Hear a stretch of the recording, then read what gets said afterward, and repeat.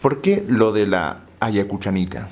Bueno, es hermano, a la pregunta que me haces voy a responderte con sinceridad y también felicitándote por el arte, por la cultura que estás llevando por nuestra tierra, Ayacucho, en el programa de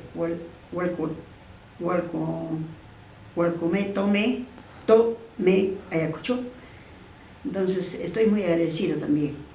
El nombre que puse, la ayacuchanita, ya de años atrás, añísimos atrás, estoy hablando de los años 1971, 72 más o menos, ya cuando estaba trabajando en el Canal 2 de televisión de Huancayo.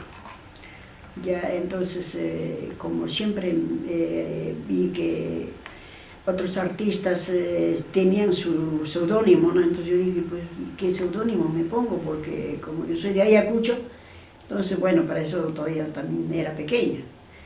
Y yo dije, pues, como Ayacucho, todos muchos tienen sus seudónimos, ¿por qué yo no?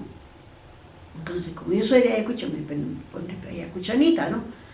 Y bueno, ahí quedó pues eso, aunque muchos dijeron, ¿no?, que tú ya eres una persona mayor, ya no es dable que tú estés ayacuchanita, ya eres una señora, está bien, pero ese nombre queda ahí.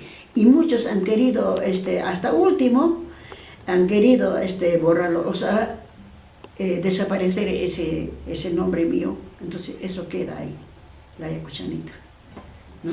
Bueno.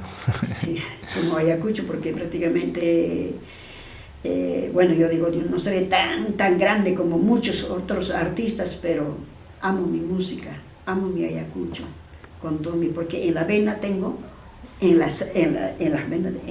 mi sangre está impregnada la música de Chano.